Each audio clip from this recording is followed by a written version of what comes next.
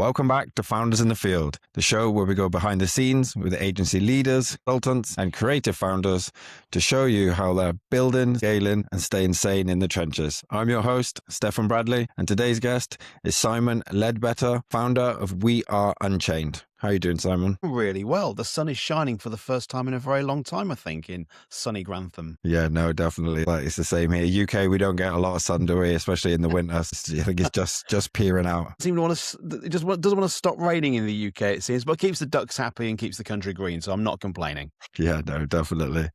Let's dive straight in, Simon. For people who don't know your story, take us right back to the start of your journey. What made you start your own business? And give us an overview of what your role looks like today at We Are Unchained. Yeah, so I've been a serial startup guy. I've had a series of successes and failures. So I had a classic from university into corporate career. About 7 years of that, I started my first business with a friend, which was a marketing agency. That went great. I bought me a house when I sold it in 2007, and then went back into a corporate career. Well, a startup corporate career. So I worked in some startups, I worked in some corporates. I was basically unemployable because I just liked starting businesses. So I started another business in 2011, which was a sustainable investment business, profiled what was then unfashionable green and sustainable investment. Sold that in 2016, tripped over and fell into property. By then I was a freelance consultant, so I go in as a troubleshooter and fix businesses. So ran marketing for some big estate agencies, a PLC, a partnership, was the CEO for a year of a high-end estate agency. But I've got that startup bug.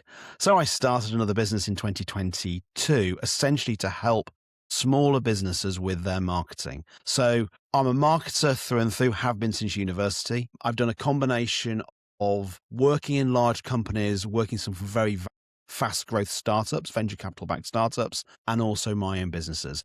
But right now my role is I run a fractional CMO business, which will go into any smaller business, small and medium-sized business, but not corporates. They've got all the advantages anyway.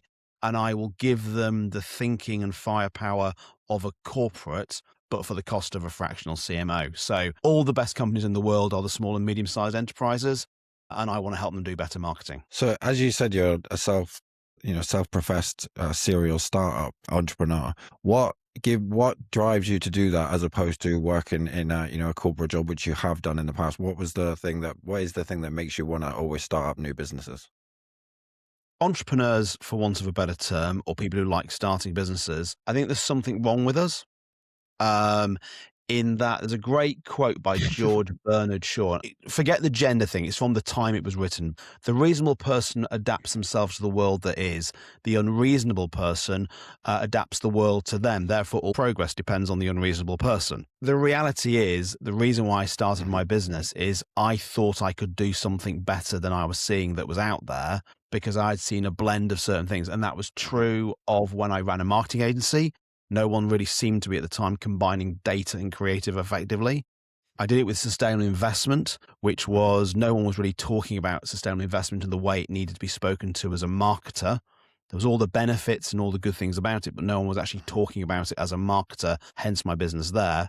And then this business is very much, I know the advantages that the big companies have. We have all the data. We've got all the money. We've got all the resources.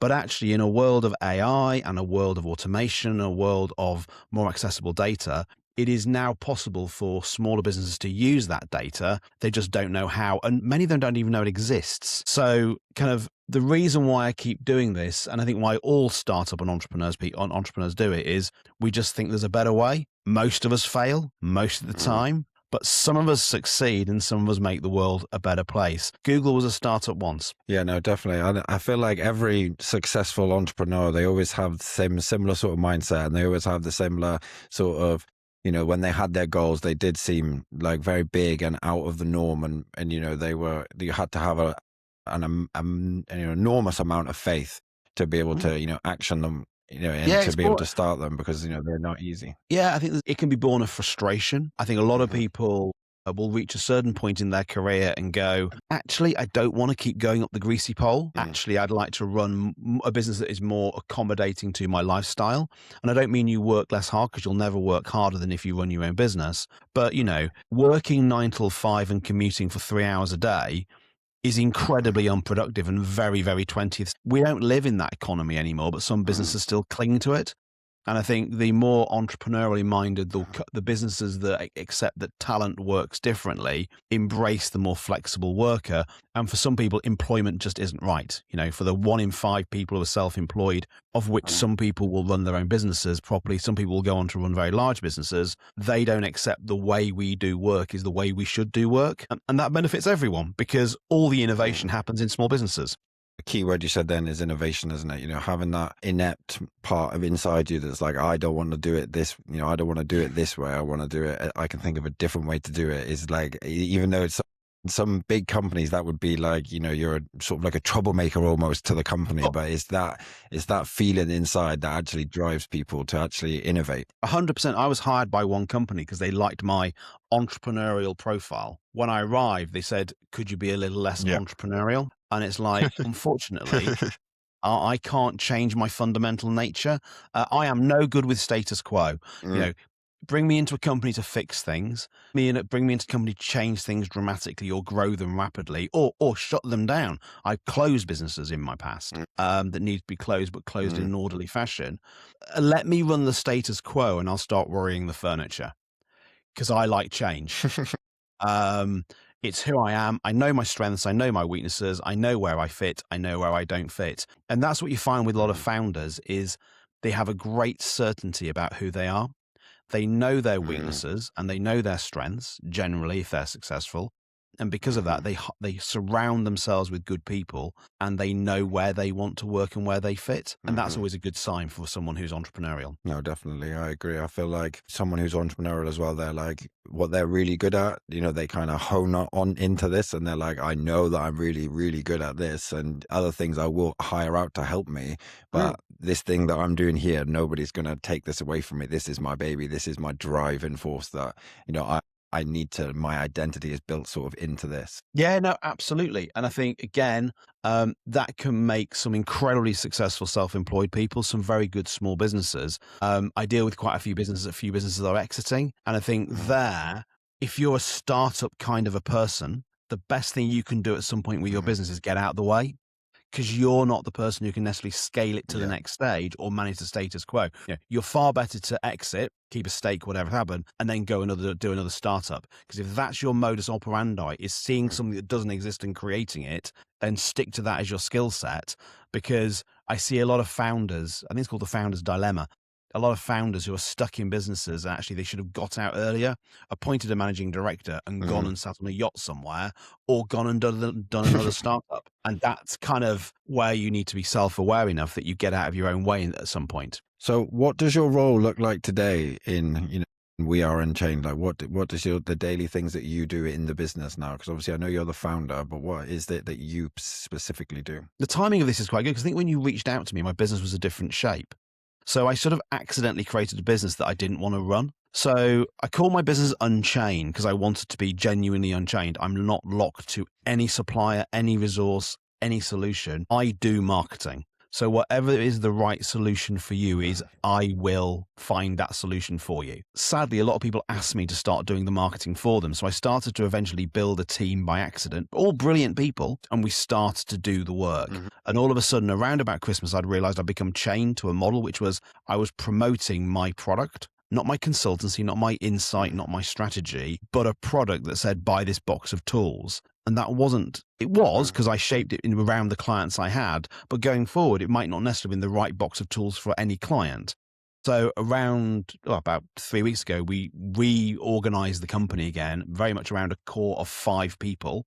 We were 10 before, and we focused right back on, we are a strategic C-suite company that will go in and will fix your marketing.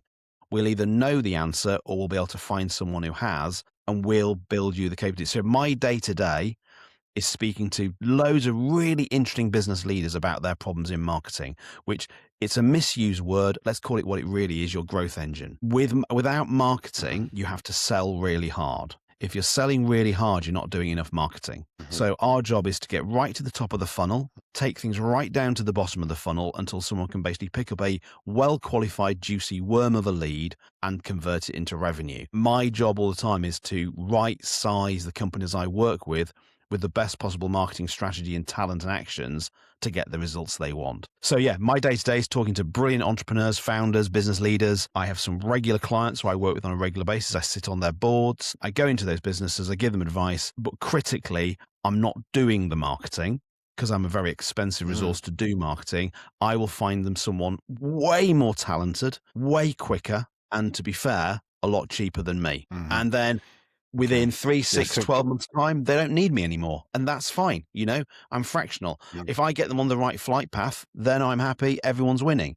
Some businesses I will stay with, some businesses I won't. It's basically, as long as I can add value, I will take value as a fee.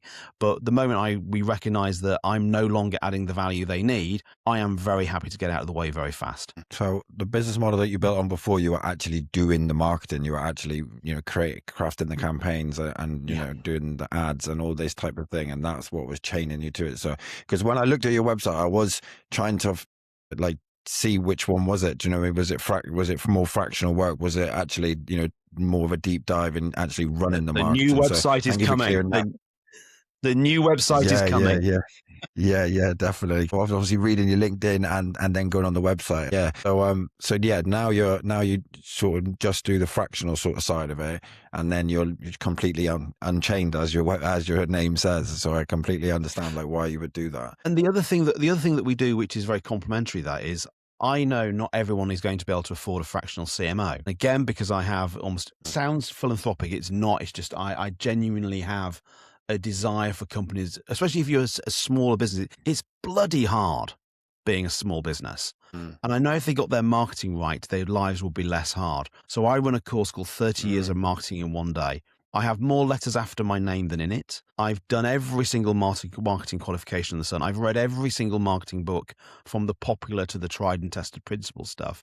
And I've crammed it all into one 7-hour day. And that allows me to teach people how to. So if you want to do it themselves, they can. If they need my help, then they can pay. Or again, I'll point them in the direction of the right person. Because again, I'm not always the right person. It all back. So where were we? Simon, now we've understood, about We Are Unchained and about yourself and the services you offer and, your mindset on startups. What are the biggest trends that you're seeing in the market? Let me pick one at random. AI, but let's put this together properly. I think what we don't know where AI is going to end. I have lived through, because I'm maybe a little bit older than you. I don't know, but I've been through. There was a time when there was no internet when I started working. Then we had the one computer in the office. Then we had the internet. Then we had social media, and then we had.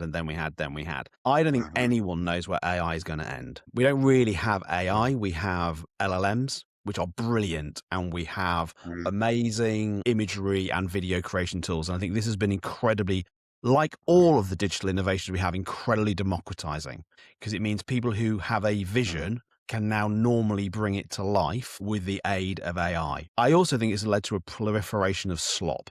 We have more nonsense out there than we've ever had before. And what it's really doing is it's eliminating the average and the bad. The really good will keep doing fine. And actually, you'd have to be really, really good to survive. But if you're just average, or you're just poor and you've got away with it for years, the AI world makes it harder for you to get away with it. And I think the twin forces we're going to see here is the promise of AI will come back with the hype cycle to be more realistic what it does. So a lot of companies shifted massively to do it, and a lot of them are reversing back out again.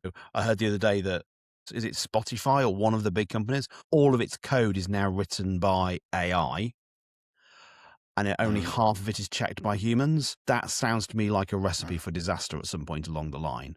Because one was if it goes wrong somewhere and you don't know what you've done wrong. That said, it's enabled a whole bunch of people to do other things. So we're going to see a tidal wave of slop, which isn't very good. The good will still win out, because if you're really good, really innovative, really creative.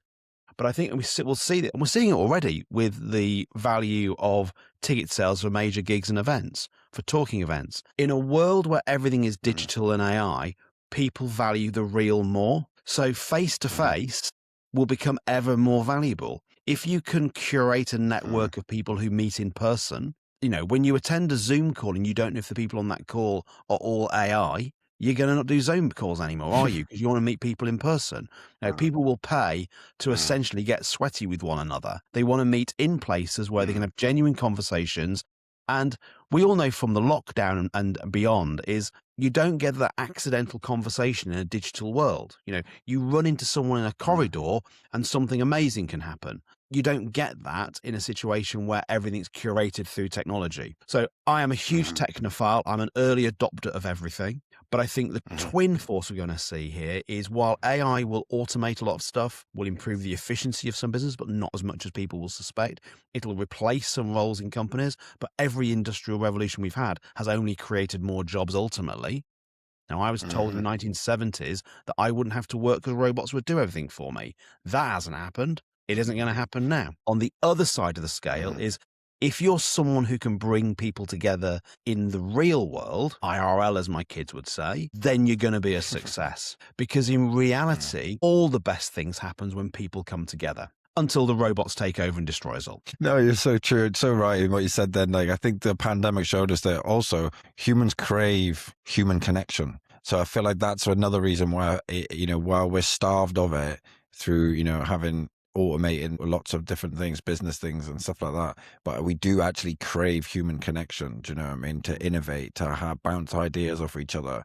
So, and like, that's what the pandemic showed us. And it's kind of like a follow-on effect of that. I feel like, we have less and less, day-to-day, face-to-face meetings, these types of things, and they're going to get started. It's like supply and demand, and the less there is of something, the more everybody wants of it as well. So people are going to crave it, so much more. And I also think like it's kind of AI is in, for me anyway, it's in two categories. You have automation, back end things that kind of, that make things run smoothly, more efficiently and these types of things. But then also you have the creative side of it, which is, the video ads and the content and all this type of thing. And I kind of see them as two slightly the same, maybe the two sides of the same coin, maybe, but slightly different in, how businesses apply them and a different rate of how fast people are going to be to adopt them and how people are going to be like, oh, this is now acceptable. Because like you said, there's so much, slop when it comes to content. Like when you go on LinkedIn, I've done it in the past as well, but where, it'll say something like, you don't have this problem, you have that problem. And it's like these type of things that you see, like once you start seeing them, when I started last year, I was posting things like that. And then I start to see them on other people's posts and I'm like, I understand where you're getting this from and stuff like that. Yeah. And, we have with my connections on LinkedIn and all that, we have this conversation all the time is I actually fear natural stupidity more than I feel artificial intelligence. We were really good at doing terrible things before AI. Look at the Daily Mail. We literally have this fantastic skill to spread lies, create nonsense. I mean, I was talking to my kids who love movies. My eldest absolutely loves movies, Becca. And I said, there's AI created films. I said, what about CGI? What about FX? What about practical effects? And the long line of films that score 3.0 or less on IMDb is vast. We have been producing bad films forever. AI doesn't change that. There will be more bad films, but as a percentage of all films, I don't care that much if it's AI or if it's human intelligence that's created it, just as long as it's good. You're right. Watching people post stuff that just is so obviously AI generated is just schoolboy, schoolgirl error. But if someone uses AI to improve the work, I worked for a national newspaper. We had these things called sub-editors. Sub-editors took content and made it look good. If you write a piece of content and get AI to improve it, you're basically able to do what a national newspaper took for granted. If you write a book and AI assists you, guess what most book writers have? They have someone called an editor. All of a sudden, you have a technical way of doing that through AI. The problem is if it's transparently rubbish. But if the first properly AI book is a bestseller and it's a really good book, who cares? I agree with you then. I agree with you there. And like, the more, I also think this though, I also think with content, the first things that come about, like, AI video ads and things like that, people are like, oh, no, it's AI. I don't want anything to do with it. But I feel like the more exposure we also get to it, we get from it, and the more and more it happens, I feel like it will become more of the norm, and they will become like, yeah, that's just how people do their ads now, for example. That's how people post on social media now. Because obviously, if you're a business, what's easier? Easier for you just to, with AI, to help that to create, a video for you, whether you're posting on social media, whether you're using it as an ad or whatever, but compiling different stock products or, and then with a prompt, do you know what I mean, to make this sort of professional video there, or you're going to, with actors, with AI actors and this type of thing in there, or you're going to have to shoot that yourself, and which the cost effective, margins are so vastly different. I feel like it will become more and more accepted, and the better and better it does get. Yeah, and people mistake AI created content when it's made by humans. Is when they put the US Constitution and a few other major documents through AI tests said it was created by AI. I'm fairly confident in 1776 there was no AI. It just happens that if you've got a structured mind, it sounds a bit AI-ish. I use Grammarly, amazing tool. No commission for me here from Grammarly. I use Grammarly, and I'm a writer. I write thousands or millions of words I write. I use way more unique words than most people. I mean, I was born having swallowed a dictionary, and I deliberately try and adjust my language not to sound like that. But when I'm writing, I'm just free thinking. I will use a word that probably most people wouldn't. That just comes as alarm bell as it's AI. It's not. I just have more words in my vocabulary than some other people. So people trying to spot AI is always nonsense. And there was a big test because Coca-Cola created its Christmas ad. Again, if Coca-Cola wants to send me a case of Coca-Cola, I'm very happy. I take Coke Zero, caffeine free, please, Mr. Coke. That kind of person, basically brown water, sugar fizzy water. They tested the ad, a company called System One that tests ad effectiveness, and asked people how they responded to the fully AI created ad. People didn't care. They liked the ad. They liked the music. What it told them, which the message they liked, was holidays are coming. That made them happy. We care about quality content that connects with us emotionally, however it's created. I reached a point of saturation with like CGI films. You can watch one Transformers movie too many and know that all of it is digital pixels and it means nothing. Show me a real person crashing through a wall and you've got my attention again. So it's kind of like, it's a real thing. And I mean, that said, all of this discussion needs to be caveated with, we have no idea what we're unleashing on the world by developing AI. It's already lying. It's already trying to escape things. It's showing all the failings of human beings. And when it takes control of our defense systems and becomes self-aware at 2:14 a.m., it will launch nuclear weapons against our enemies. So they fire them back at us. Sorry, this is the plot of the Terminator. But the point is, we have been warned. Yeah, no, definitely. It's definitely food for thought. We have to be careful 100% with how it's going to be. Try and keep it a bit more lighter in the, marketing side of it. I feel like it's going to help. Do you know what I mean? But yeah, the theories, they are quite scary when you think about it. But I feel like, I do think sometimes, every time something new comes around, for humans to use, I feel like there is a bit of hysteria and a bit of fear, for things. And most of the time, it's not come to fruition. It has a name. It's called the hype cycle. Gartner's hype cycle is a consistent thing. Is when new technology emerges, we go through a hype cycle. Does anyone remember non-fungible tokens? The metaverse? Where did they go? Yeah. And the reality is we've been using LLMs, or let's call it machine learning, for decades. It's just been made publicly available through OpenAI and a few of the others, and we all got very excited. But the tech's been around for a while. And like cold fusion, we've been away from artificial general intelligence, which is genuine AI, for about 10, 15 years. We're probably still 10 to 15 years away from it. Because, you see all these perfect shots of robots doing incredible things. What you don't see is the 99 times it fell over. Or if you use ChatGPT at the moment, that the output goes through periods of getting worse and worse and worse and worse until they upgrade it again. And I still can't get Every to deliver my parcel on time. I agree with you there. I do sometimes think, I had an Every parcel not long ago, actually. Funny you should say that. And it was exactly the same when I said that to my fiance. I said, how are we in this world where all this technology, my parcel hasn't been scanned in? We have all this technology, and yesterday on the news, so this will timestamp it for you. An Amazon van drove into the sea to deliver a parcel because its GPS told it to. Oh, flipping heck! And it's like that's a worrying sign, isn't it? It's like you can't take the safety stabilizes off yet, because it's still a bit No. random and a bit woo, a bit what. And yeah, the hype cyclist, the Mm. evangelist, I get it. This is incredibly positive. This is incredibly exciting. It comes with dangers. It's Mhm. nowhere near as all encompassing, as powerful as we think yet. And Mhm. people are making a lot of money by pretending it is. But it's still Mm. amazing. Mm. It's still Yeah, amazing. no, And it's definitely. exciting. So you should play with it because you can't break it. Let's switch gears a little bit. And could you tell me what is working well and where do you feel slight friction at We Are Unchained? What's working well is I have now got myself to exactly where I would need my business to be. I am working in finally, after starting where I wanted, getting drawn slightly away, I brought it back, but I now have 3 years of learning. I know what Mhm. works, I know what doesn't.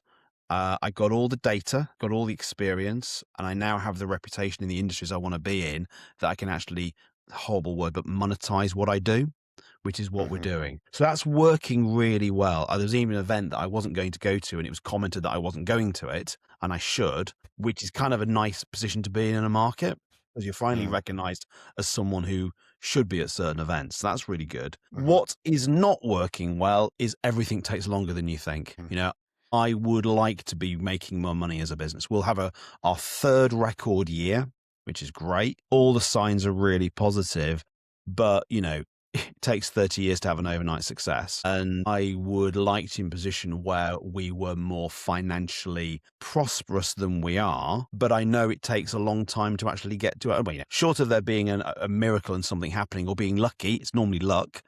We're building, we're gaining momentum, but things take longer. And part of what's taken longer is I took a wrong turn. I saw Mhm. the vanity of turnover. I saw a quick way to make more money without focusing Mhm. on the core, which is profit is sanity, which is actually Mhm. I could bring in more resources. I could start doing work for people, but it was lower margin, more effort activity.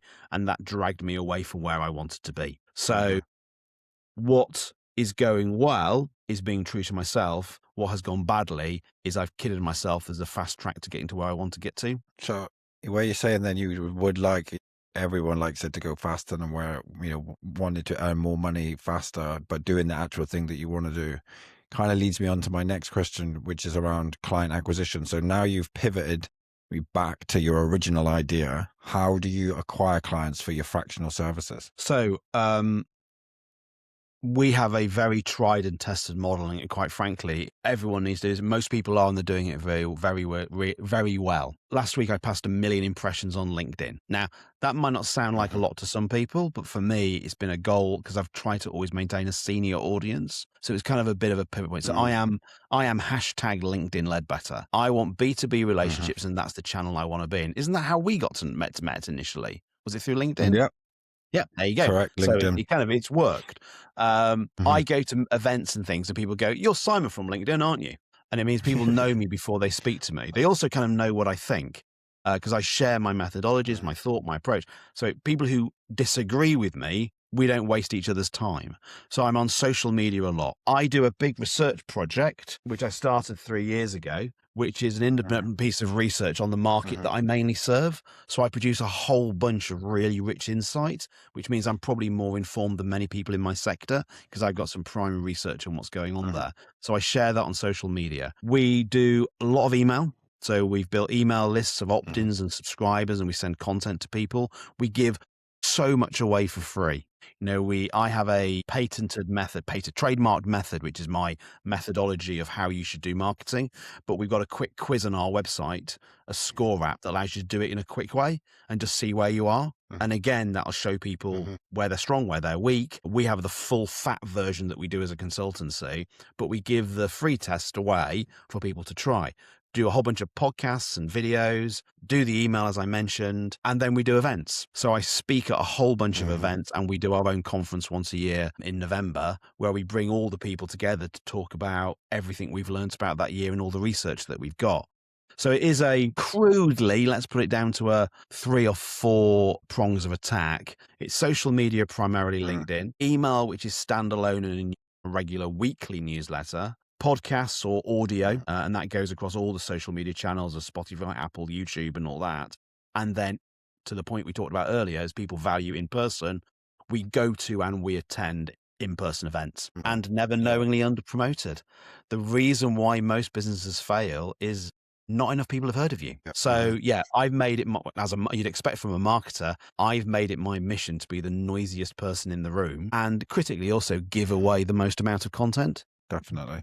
So like mainly what I'm hearing then is like from the social media and email marketing is heavy on the content side of it, giving out sort of the free pearls of advice and the way that you're thinking leveraged obviously with then going to these speaking events and hosting your own conferences. You kind of build up right up to an authority speaking while, on both sides of it. Yeah, exactly. And actually, really good friend of mine who runs a very successful video company. I went out for lunch with him last week, and he said it's because he came to the course before Christmas. Said it's a really amazing. I'm genuinely one of the best courses I've ever been on. Your 30 years of marketing one day. He said, but it is the biggest con in the world, isn't it? I went, shock. What do you mean it's the biggest con in the world? And he went, the thing is, I get it. You basically teach everyone everything about marketing, but anyone is pretty much overwhelmed by what that is, and therefore they come back to you to ask for help. And maybe some truth in that. As I say consistently, there's one or two things that people just need to do. So, get one or two things out of any event and it's been worth going to the event. So, but yeah, what I try to do is say, look, this is the full gamut of everything marketing is. It's not just promotions. It's not just video. It's not just AI or social media. This is the full gamut of what marketing is. So if you genuinely want world-class marketing, talk to a qualified marketer and ideally give me a shout. So yes, there is an element of, but that's the point, in a world where AI can do so much, you need to prove that you know more. You need to know that you've made the connections that AI wouldn't know. And critically, I talk about this on my courses, knowing the language that marketing uses to get the answers to the questions you want. It's the life, the universe, and everything, or Hitchhiker's Guide to the Galaxy is, for those who know, spoiler alert, the answer to the life, the universe, and everything is, again, spoiler alert, so turn off now if you don't want to listen to it, is 42. The problem is they asked the wrong question. You can get any answer you want out of AI, but if you ask the wrong questions, you're going to get the wrong answers. So what I try to teach is ask these questions, use this language, you'll get the right answers. But then obviously, I've actually wrote an article for our newsletter tomorrow, available at weareunchained.co.uk if you want to subscribe, which is about the danger of do-it-yourself thinking, which is most people don't do video. Most people don't do podcasts. Most people don't do email. Most people don't. Most people are just lurkers or consumers of content. Those people should be doing it, but if they don't want to, there'll be someone brilliant out there who won't be that expensive who'll do it for you. Yeah. So, no, definitely.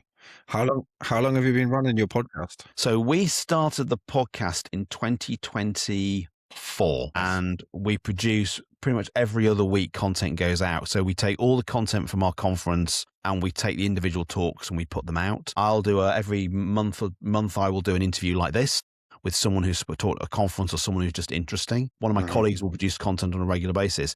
It's quite an eclectic mix, but it just basically talks about data-based, so marketing based on data and insight.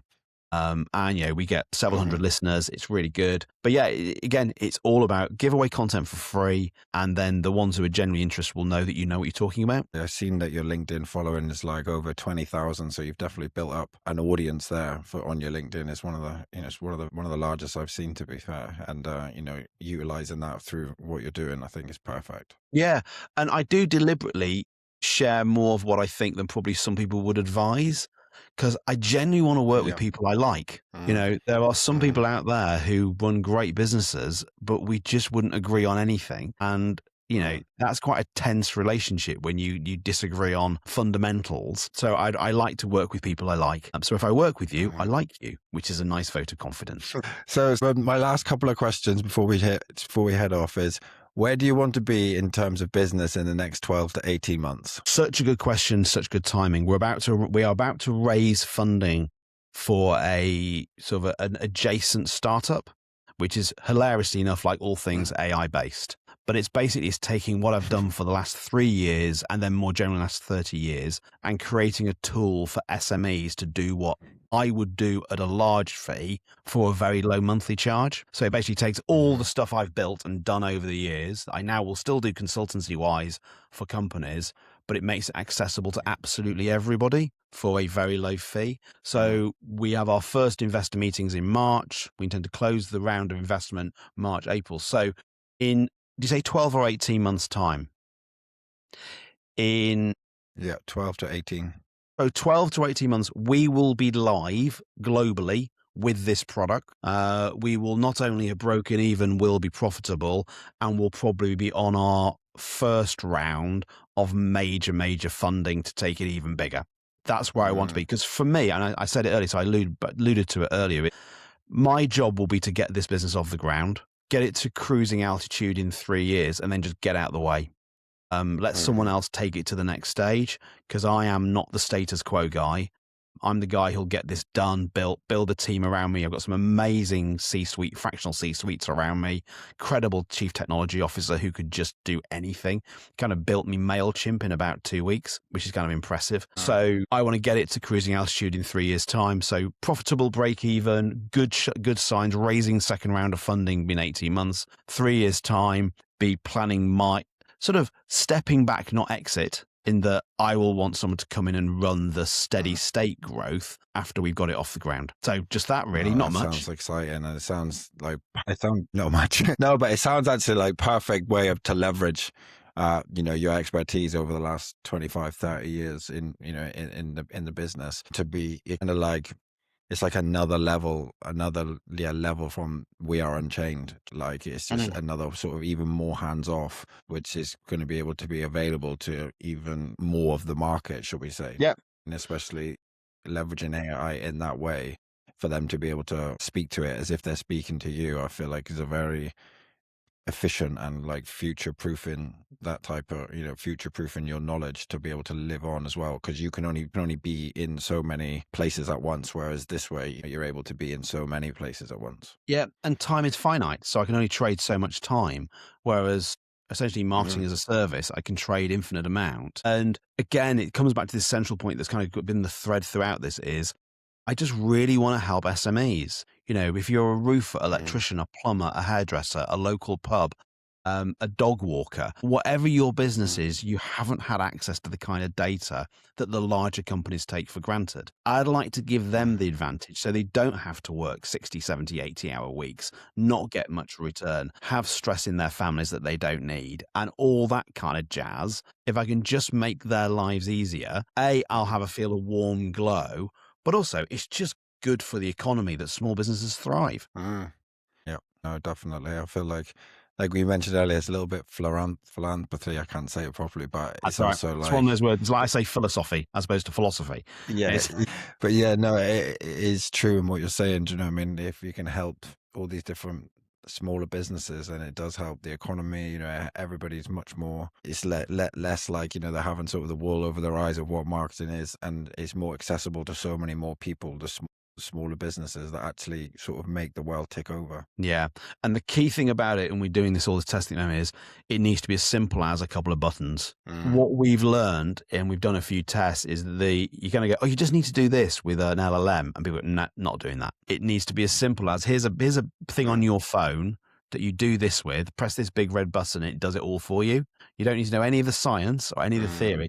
It just is going to make your marketing more effective. And that's kind of where we want to get to from a user experience. Because I know these, again, the one thing we're all short of is time and money. So let's protect the money by giving them a resource that does 6-figure level CMO work for tens of pounds and is super quick to use.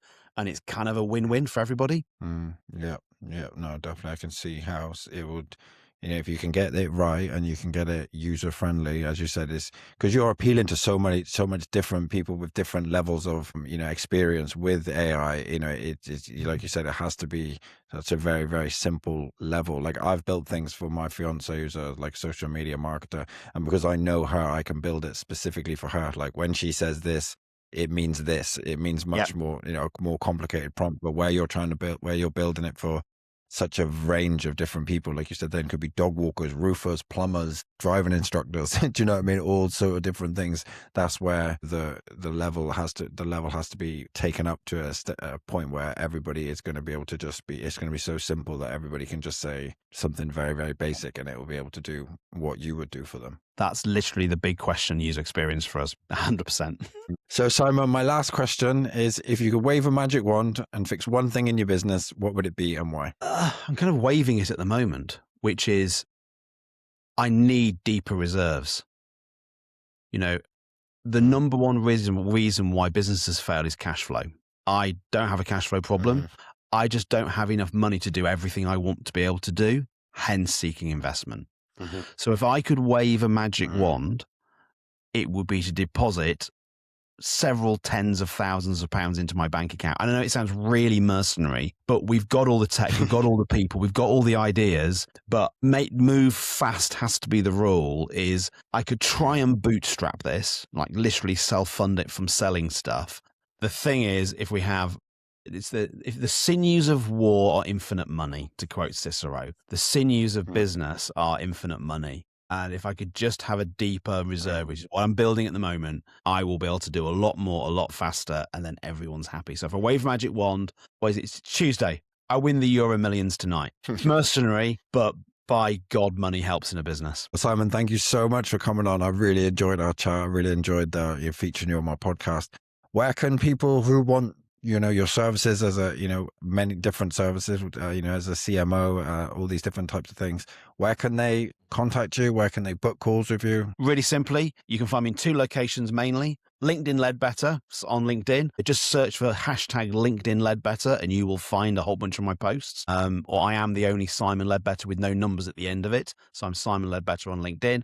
Or come to weareunchained.co.uk and you can find all our details there. So whichever you prefer, either LinkedIn message me, and ultimately, because this is your club, simon@weareunchained.co will get you in my inbox straight away. Where can they find your podcast? What is your podcast called as well? It's called The Voice of the Agent. And while it's focused specifically on real estate, actually we talk about issues to do with marketing. Yeah, often the examples we use are estate agency, real estate based, but marketing is marketing is marketing. So, and I am looking from July to launch a more general marketing one. But again, I think the world might be big. There's a lot of podcasts, so I just need to work out what my angle is to make it stand out. So yeah, The Voice of the Agent, Spotify, Apple, and YouTube. You can find us there. And yeah, have a listen. We've got some amazing behavioral scientists. We've got CEOs of big companies. So while we do talk about estate agency quite a bit as our examples, in reality, it's all just marketing. Perfect.